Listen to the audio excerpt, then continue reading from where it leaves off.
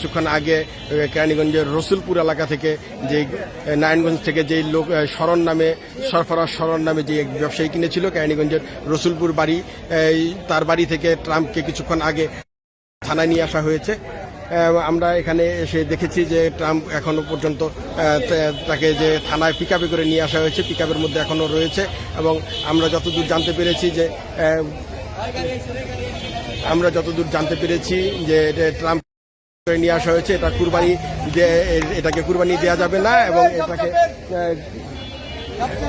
প্রশাসনের পক্ষ থেকে এবং সরকার উচ্চ পর্যায়ের পক্ষ থেকে সেটিকে নিয়ে আসা হয়েছে। এটি এখন আর কুরবানি দিতে দেওয়া হবে না। মালিক পক্ষের যারা এটা কিনেছিলেন তাদেরকে টাকা দিয়ে দেওয়া হবে অথবা অন্য পশু কিনে দেওয়া হবে, কিন্তু তাদেরকে এই মহিষটি আর দেওয়া হবে না, সেটাই তাদেরকে জানিয়ে নিয়ে আসা হয়েছে। আমরা দেখতে পাচ্ছি যে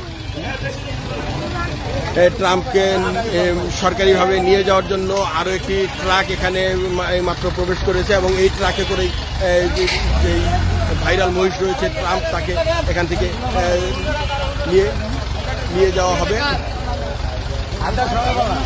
এখানে উৎসুক অনেক দর্শনার্থীদের ভিড় দেখা যাচ্ছে এবং থানার গেট আটকে রাখা হয়েছে। থানার গেটের বাইরে ডোনাল্ড ট্রাম্পকে এক নজর দেখার জন্য উৎসুক জনতার ভিড় আমরা দেখতে পাচ্ছি। এবং পাশাপাশি যেই সরকারের উচ্চ পর্যায়ের থেকে যেই নির্দেশনা দেওয়া হয়েছে যে ট্রাকটিকে এখান থেকে মহিষটিকে দ্রুত সরিয়ে নেওয়ার জন্য, সেই বিষয়টিও সেই লক্ষ্যে কাজ চলছে, সেটাও আমরা দেখতে পাচ্ছি।